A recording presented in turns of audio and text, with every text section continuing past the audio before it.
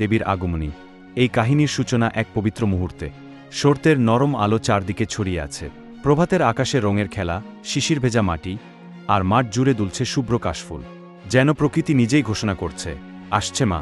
একটি নদীর ধারে এক পুরাতন আশ্রম। আশ্রম প্রাঙ্গণে কয়েকজন ব্রাহ্মণ বসে আছেন। সামনে হোমযজ্ঞের আগুন, চারিদিকে ধূপধুনোর গন্ধ।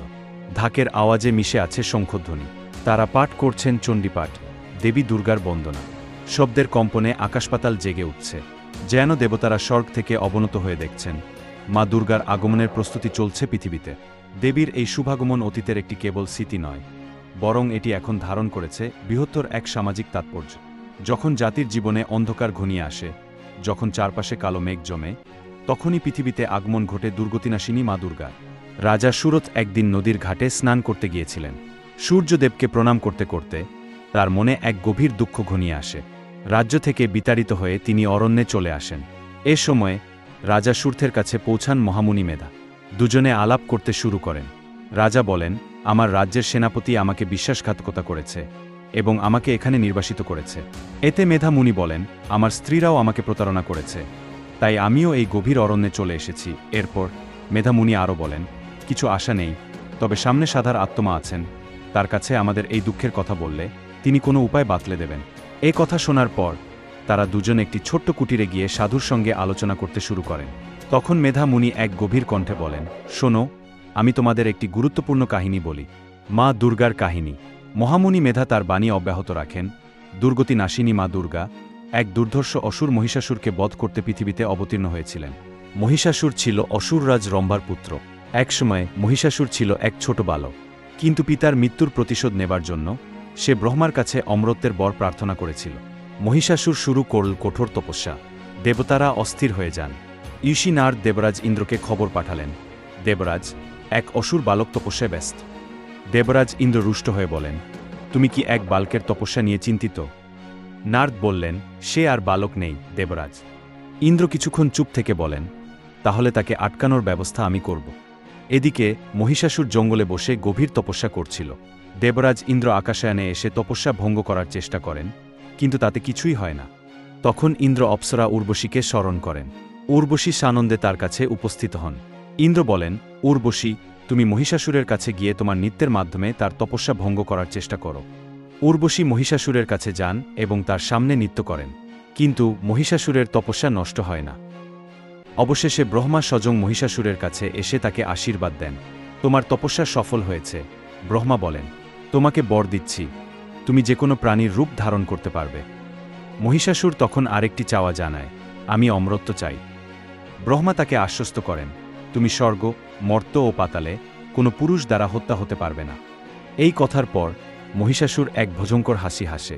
তার চোখে দেখা দেয় এক জঘন্য ক্ষিপ্ততা।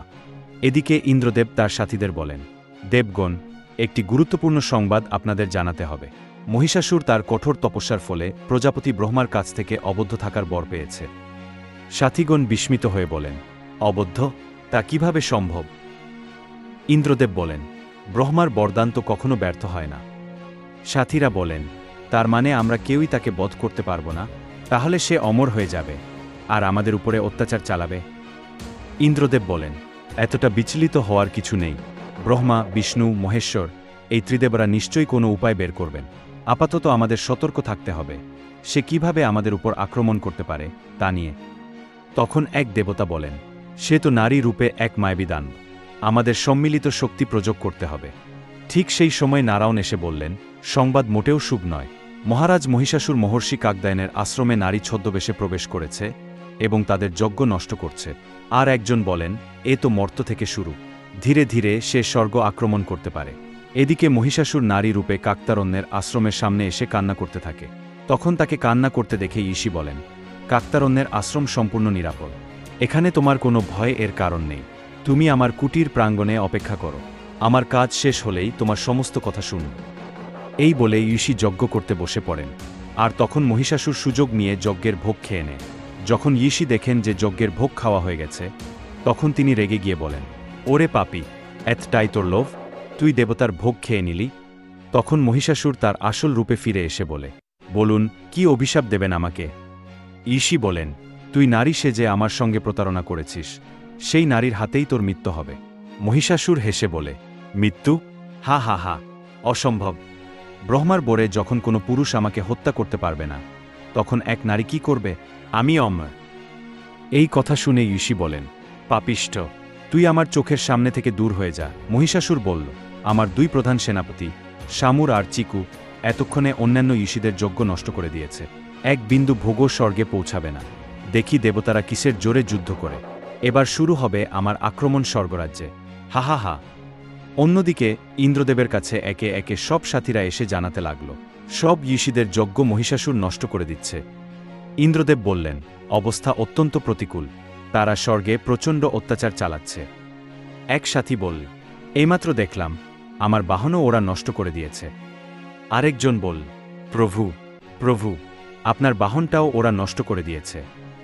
ঠিক তখনই মহিষাসুর স্বর্গে হাজির হল এবং ইন্দ্রদেবের সামনে এসে অদৃশ্য অবস্থায় কটু হাসি হেসে উঠল। এক সাথী বলল, ভীরুর মতো লুকিয়ে আছিস, সাহস থাকলে সামনে এসে যুদ্ধ কর।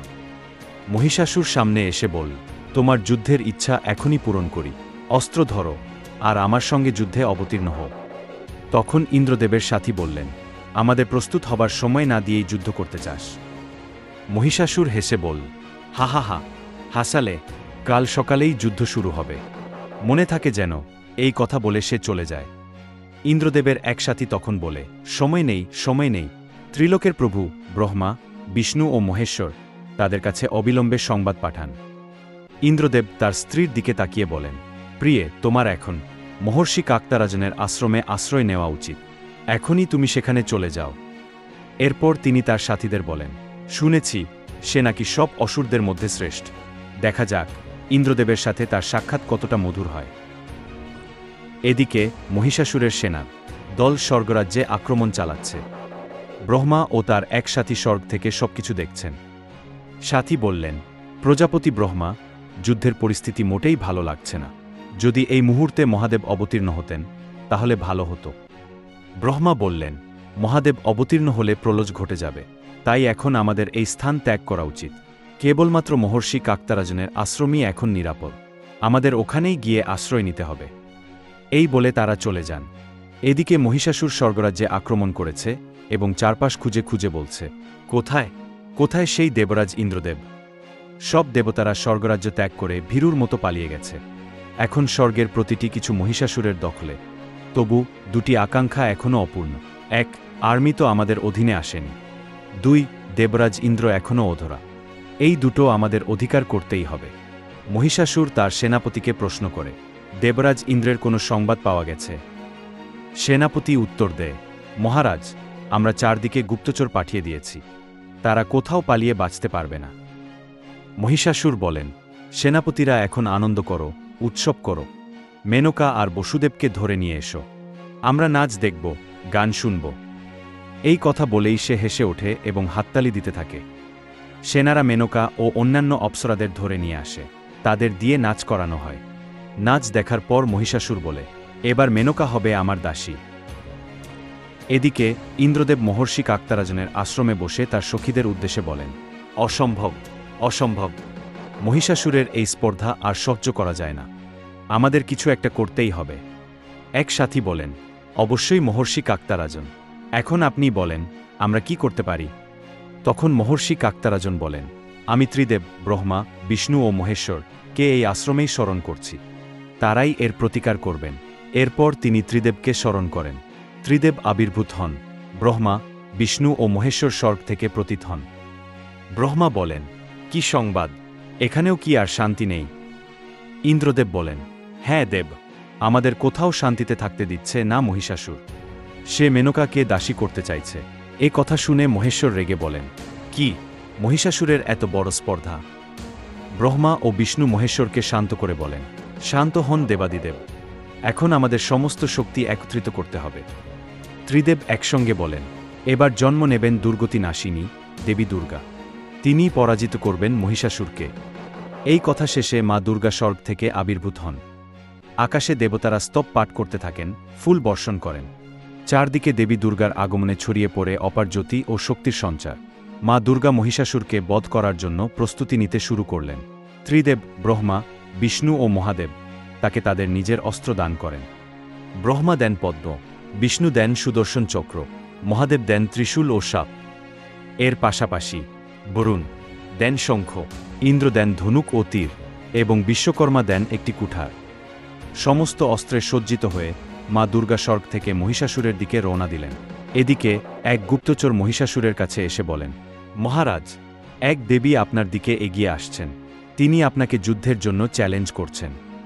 মহিষাসুর অবাক হয়ে বলেন, নারী? এই কথা শুনে তার মনে পড়ে যায় ঋষিক আক্তারাজনের সেই অভিশাপ, তোর মৃত্যু হবে একজন নারীর হাতে। এক সেনাপতি হেসে বলেন, দেবতারা বুঝি আর নিজেরা সাহস পাচ্ছে না, তাই এক নারীকে পাঠিয়েছে আমাদের বিরুদ্ধে। সেনাপতির কথা শুনে মহিষাসুর বলেন, তোমরা ঠিকই বলেছ, দেবতারা পাঠিয়েছে এক নারীকে। আমি তো দেখতেই পাচ্ছি সেই দেবীকে। এই যুদ্ধের ইচ্ছা তার, আমি সেই ইচ্ছা পূরণ করে আসছি। তখন এক সেনাপতি বলেন, প্রভু, আমরা থাকতে আপনাকে যেতে হবে না।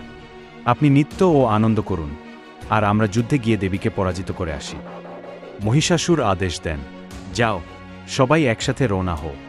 তোমরা তোমাদের সেনা নিয়ে দেবীর সঙ্গে যুদ্ধ করো, আর যত দ্রুত সম্ভব তার নিধনের সংবাদ নিয়ে ফিরে এসো। আমি অপেক্ষা করব। এই বলে তিনি উচ্চস্বরে হেসে উঠলেন। কিছুক্ষণ পরে যুদ্ধের ভয়ঙ্কর পরিস্থিতি দেখে এক গুপ্তচর মহিষাসুরের কাছে এসে বলেন, মহারাজ, অবস্থা ভালো নয়। আমাদের সেনারা একে একে পরাজিত হচ্ছে। দেবীর কাছে কেউই টিকতে পারছে না, আর একে একে সব অসুর সেনা যুদ্ধক্ষেত্র থেকে পালাতে শুরু করে। দেবীর রুদ্ররূপ দেখে কেউ সাহস পাচ্ছিল না সামনে দাঁড়ানোর। তখন মহিষাসুর ক্রোধে ফেটে পড়ে বলেন, এ অসম্ভব, তোমরা সবাই ফিরে যাও। তাদের বলো, মহিষাসুর এখনো বেঁচে আছে। মহিষাসুর মরবে না। আমি সকল পুরুষের কাছে অবদ্ধ, নারী তো কোনো ব্যাপারই না। এই বলে তিনি নিজেই রথে চড়ে দেবী দুর্গার দিকে রওনা দেন। এরপর শুরু হয় সেই মহাপ্রলয়ঙ্কর যুদ্ধ, দেবী দুর্গা বনাম মহিষাসুর। চারদিকে বজ্রপাতের শব্দ, আকাশে মেঘের গর্জন, মর্ত থেকে স্বর্গ পর্যন্ত স্তব্ধ হয়ে যায় সময়।